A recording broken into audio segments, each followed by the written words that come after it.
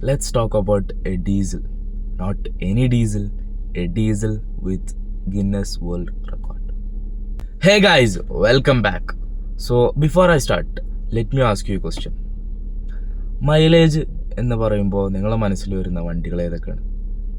Probably Celerio, Brezza, Baleno, Alto, mainly സുസുക്കിയുടെ വണ്ടികളാവും അല്ലേ? പക്ഷേ ഒരു വണ്ടി, ഒരു ജർമ്മൻ വണ്ടി നമ്മളെല്ലാം ഞെട്ടിച്ച് കഴിഞ്ഞ മാസം റിലീസായി. And the car I am talking about is the Skoda Superb. Okay, നമ്മളെ ഈ കാലത്ത് BE6 അല്ലെങ്കിൽ നെക്സോൺ EV ആ വണ്ടികൾക്കൊക്കെ ഫുൾ റേഞ്ചിൽ എത്ര കിട്ടുമെന്നാണ് നമ്മൾ നോക്കുന്നത് അല്ലേ? 500+ കിട്ടോ, 600 എത്രയാണ് ക്ലെയിംഡ് റേഞ്ച് കിട്ടോ ഇല്ല എന്നാണ് നമ്മളെ ഇത്. ആ ഒരു സമയത്താണ് സ്കോഡ നമ്മളെല്ലാം ഞെട്ടിച്ച് a diesel engine, a 2 liter TDI engine which is very familiar for all of us.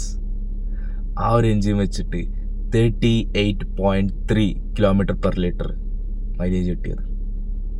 Yes, സത്യമാണ്. അവർ 80 km/h ആൻഡ് ഹൈവേസിലാണ് അവർ ഓടിച്ചതെന്ന് പറഞ്ഞു, ആൻഡ് എക്കോ മോഡിലൊക്കെ ഇട്ടിട്ട്. But still that is an impressive mileage. Literally ഇപ്പോഴത്തെ 350cc ബൈക്കുകൾക്ക് പോലും അത്ര കിട്ടാറില്ല.